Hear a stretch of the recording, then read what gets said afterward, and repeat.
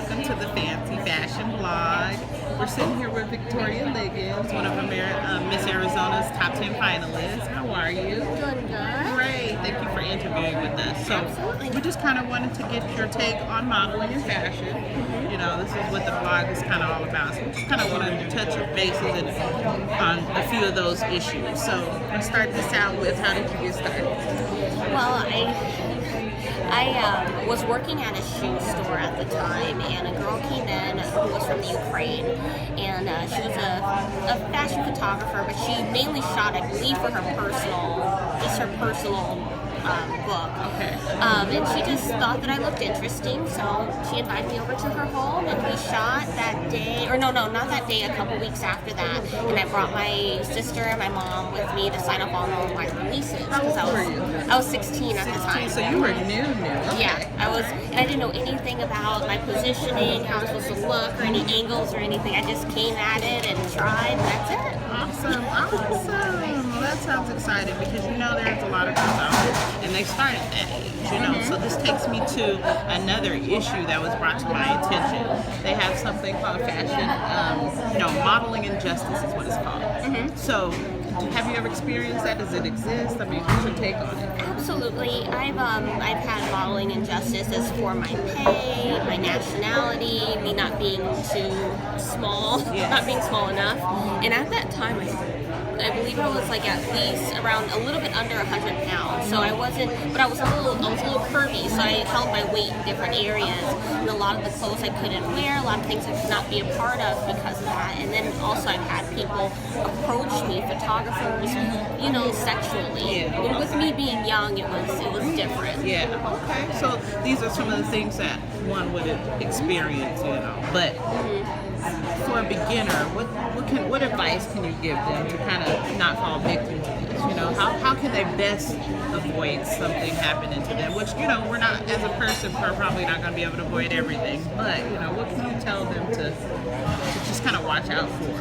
Well, I've had a lot of girls ask me through Facebook or Instagram, how do I get started? And the main thing that I usually tell them is you can go somewhere for free, like a Model Mayhem or different, websites that are available where you can meet up with people and just exchange services at first. But I always say bring someone that you know and that loves you, like a family member or a boyfriend or a girlfriend, someone who's going to watch, know your best interest, just in case that they ask you to do something, they will say no if you're too afraid to say no. Yeah. So if it's not within your realm, you're not really familiar with it, you don't ever want to approach anything blindly. That's a good start, because a lot of the girls do. They come in fresh, like you said, 16, 15, some even younger, as children, as you see with acting in different avenues and industries. So I think that's really cool. But it was something that I had no idea about. You think of gender biases and things like that across the regular industry scope that you just never know. So that's good. Another thing, there was a model, Maddie, Australian model with Down syndrome. How do you think her merging into the industry, and some others with skin disorders, burn victims, how do you think that this merge into this type of industry does for the change for the industry as a whole? Do you think that the change will come quick with breaking some of these modeling injustices? I don't think that it's going to come quick, but I think with anything there's a start, and I think that Maddie is the start.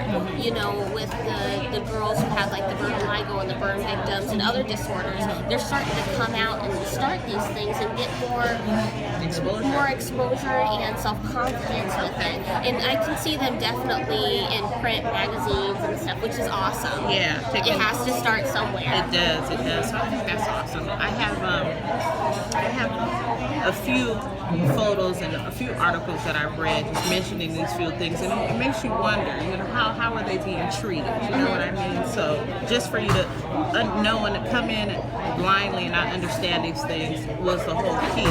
And it confuses you a bit, but I think it's awesome. And we love what you're doing, by the way. Another thing is, what inspiring messages can you give to them? First of all, because they're still going to deal with things like you said, confidence and discouragement, and things like that. So The modeling industry is all about how you look. I mean, I'm gonna be very honest with you. That's just how it is. You have to have a thick skin. Yeah. You just have to.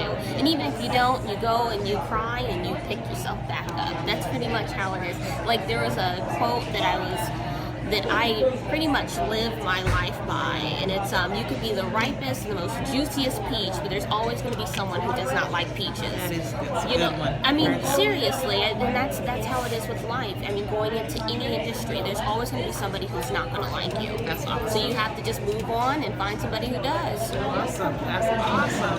Well, I appreciate you taking the time. You got any special makeup tips?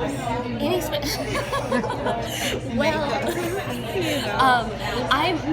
a lot of my girlfriends are way better than me, so they'll probably laugh watching this. But I use MAC, I use NARS. Pretty much, I have some blemishes from acne and stuff. So what I do is obviously put my moisturizer on, and then I have my MAC foundation. I forgot what it's called, but it's my MAC foundation's a liquid, and I put that on and kind of make sure that I cover all my blemishes. Okay. And there's a Kat Von D white pencil. Sometimes so it's usually used to cover tattoos, but I use it for my blemishes sometimes if they're too dark, and you kind of whiten them out and then put the foundation over it. Kind of helps lighten everything up, even your tone. Exactly. Well, thank you. Thanks for the tip. Well, we're gonna wrap this up. We really appreciate you interviewing with us. We look forward to the things that you have going on in the future and connecting just to find out what that is and touch bases, because we're all inspired. So, well, this is the end of our interview, fancy fans. We look forward to you tuning in.